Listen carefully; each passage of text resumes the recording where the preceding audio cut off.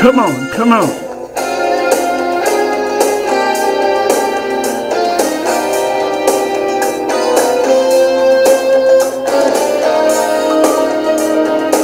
Brand new day.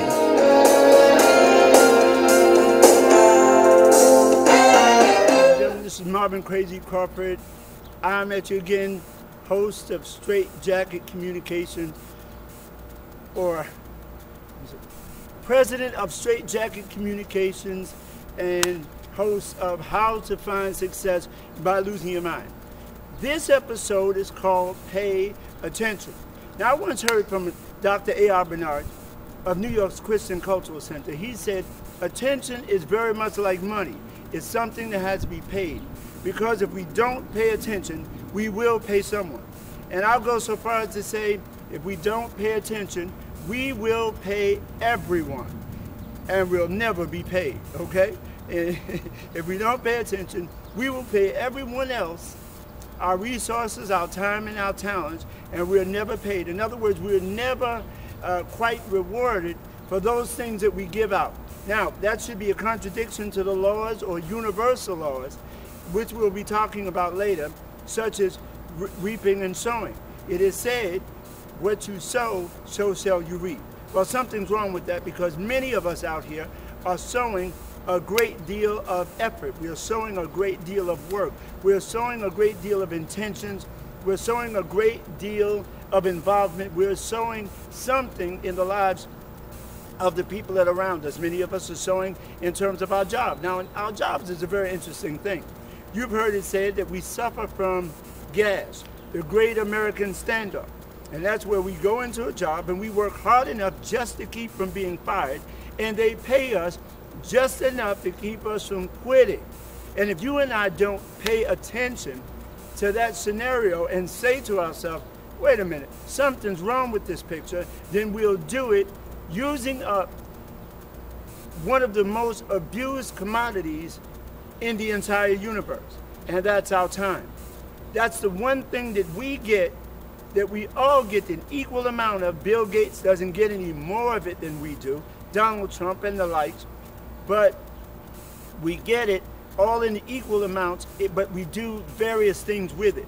In other words, it's not so much the time that we get, but what we do with the time. So if we're talking about planting, say for instance, sowing, as I started out by saying, sowing, we've sown at the same job for 5 years, for 7 years.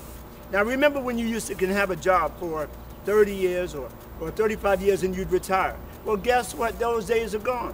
They're talking about getting rid of Social Security, or it running out, which has now been coined social insecurity. They're talking about the removal of the 401ks.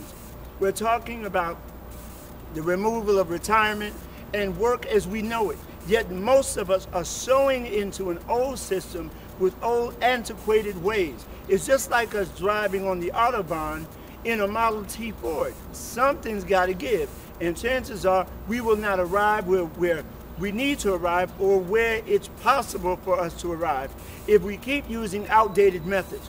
So in Straight Jacket Communications, what we're simply doing is looking around, paying attention, and saying, we want everyone, wherever you are universally, to look around you and look at what 90, 95, sometimes as high as 97% of people are doing, and run like hell in the opposite direction. It's not working. It's not going to work. In many cases, it never did work.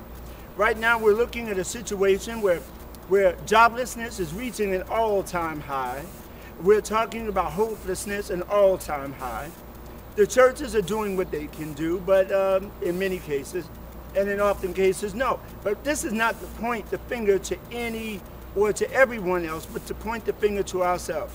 The buck stops here. We're talking about UP. It's time for us to think up.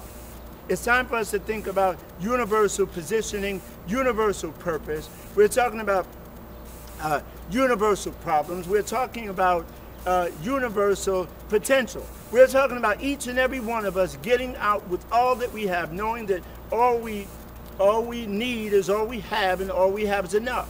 Sure, we can all think.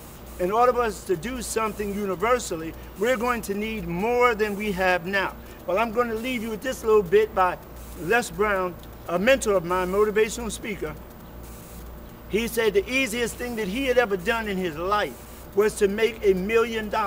But the hardest thing that he ever did, and I want you to get this on the YouTube family, MySpace, or Twitter, wherever you find this, I want you to hear me when I say the easiest thing he said he'd ever done was to make $1 million. But the hardest thing that he ever did was to believe that he can do it. So for us to think up, for us to think universally and come for it, solve a universal problem, or get into a universal position where we can finally take our stand in terms of living the big dream, where we can finally position ourselves and recognize that it's not that the opportunities are not available, the information is not available, that we are not availing ourselves to it. The moment that we can do that, think about the you in the P, the you in the problem, the you in the position, the you in terms of purpose or a God-given purpose, a ministry, a calling, if you will, a book, a dance, a CD.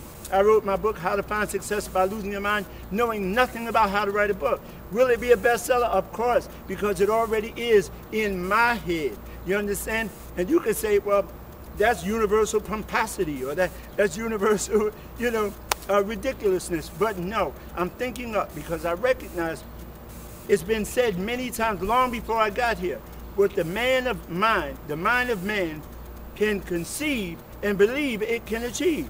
See, it's not my opinion. It's very often my opinion that keeps me where I am, but my opinion has very little to do with truth. So we're talking about universal position, we're talking about universal people, we're talking about universal purpose and expression, but now we're going to need to get some people involved, and that's where it's going to get fun. We're going to go downtown San Antonio, Texas, the awesome amount of people that helped me give my loving daughter, Yvonne, who just turned 27, a birthday gift beyond birthday gifts. And now we want to see how the world can come in alignment with your dreams, starting with what you have. Remember, all you need is all you have, and all you have is enough. Now I want you to take note of something right now. I know you're thinking, I don't have this, I don't have that, I don't have the other. We come from a place of lack. It said that 87% of our self-talk is negative, and much of it is repetitive. In other words, so we repeat the same garbage, but remember, garbage in is garbage out.